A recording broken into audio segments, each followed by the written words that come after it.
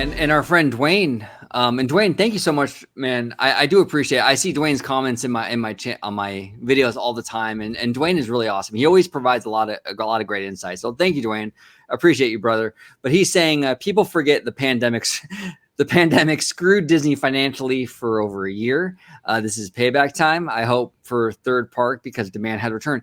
Yeah, and Dwayne, you're right. A lot of people forget that. And this is one of the main concerns I had with like Disneyland Resort in particular and those extended lockdowns. Yeah. You know, it was month after month after month, and there was no theme park guidelines, month. And it ended up being like a year and like a couple of months where it was 412 days. How many?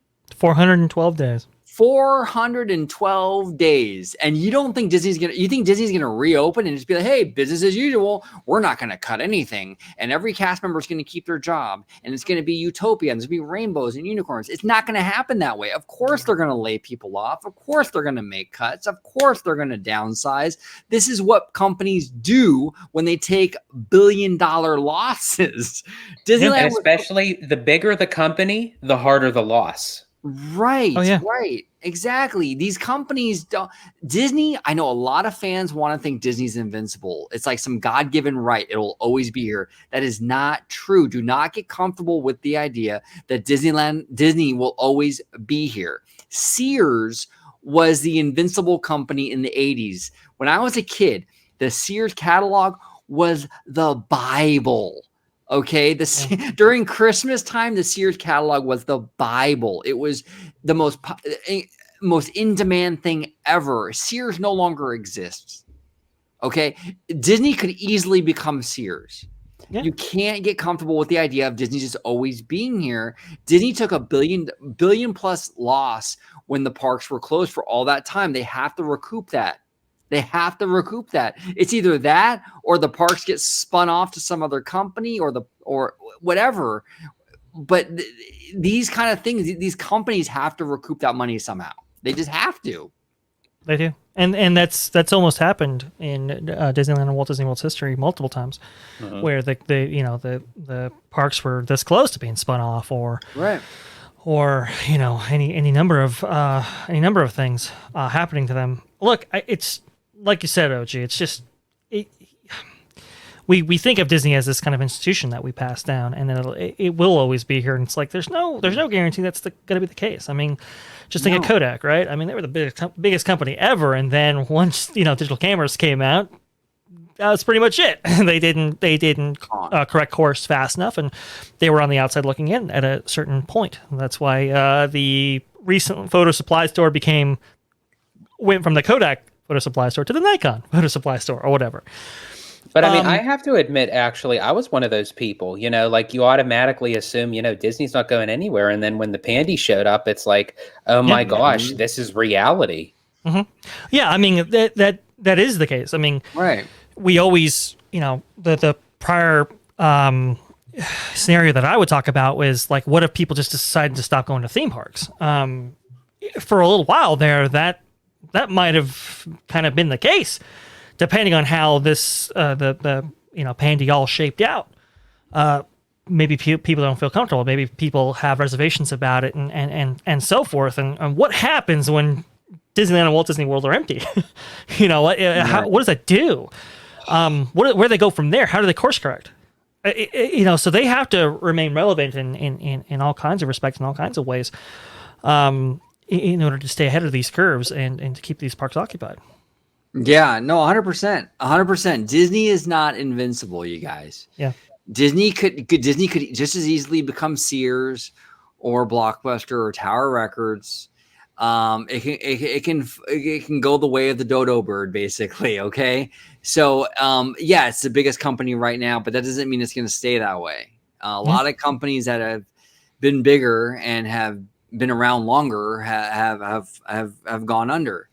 And Disney has come this close quite a few times in its history, so it's scary. Have to do what they have to do. You got to do what you got to do. And here's the interesting thing, and I know we're kind of digressing a little bit, but hey, why not? Let's just talk about it. Mm-hmm. Chapek has a 3-year. Here we go. I bring it up, Chapek. Oh, here we go. Oh, here we go. Here we go. Oh, God. Chapek has a 3-year contract until February of 2023. A lot of fans, even myself included, when he was chosen, it was kind of a surprise. Like, Chapek, what the hell? Why Chapek, Iger? Is it possible that this guy was coming? No, and Chapek's aware of it. No inside baseball, no 4D chess, whatever. Chapek, they let Chapek know, hey, you're only going to be in here for 3 years. We want you for 3 years to sort of make the cuts, do what you have to do to keep the company afloat. Because like a lot of people in the company and fans know Chapek's the hatchet man. Yeah. So what better guy to have in charge of Disney than the hatchet man, who can, after the pandy, right, would be this guy who can make the cuts and sort of keep this thing floating, especially after the $70 billion Fox purchase, that the ink wasn't even dry on that deal when this pandy hit.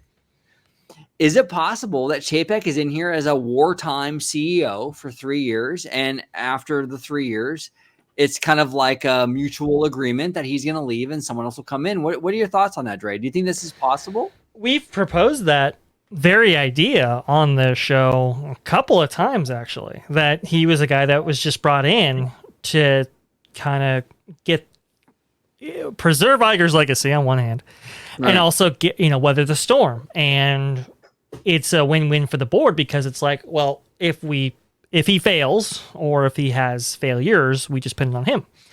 But if he's successful, then we just reevaluate his contract at 2023, 2024, whatever.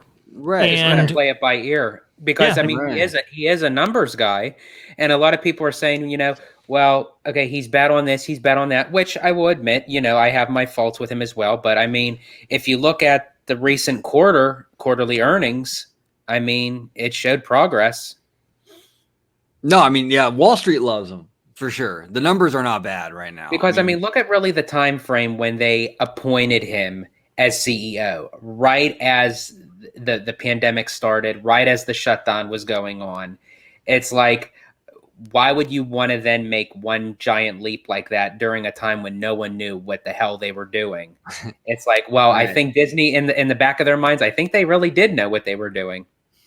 It's possible, you guys. I'm just throwing it out there. I mean, like, it's possible that Chapek is well aware that at February 2023 is when he will leave, unless like he's a massive success and maybe he'll stay on. But I mean, I don't know. I mean, he's the hatchet man. I mean, he's known as the cut guy, so that's the kind of guy you kind of want right now, right? Yeah. So it kind of makes sense in a way.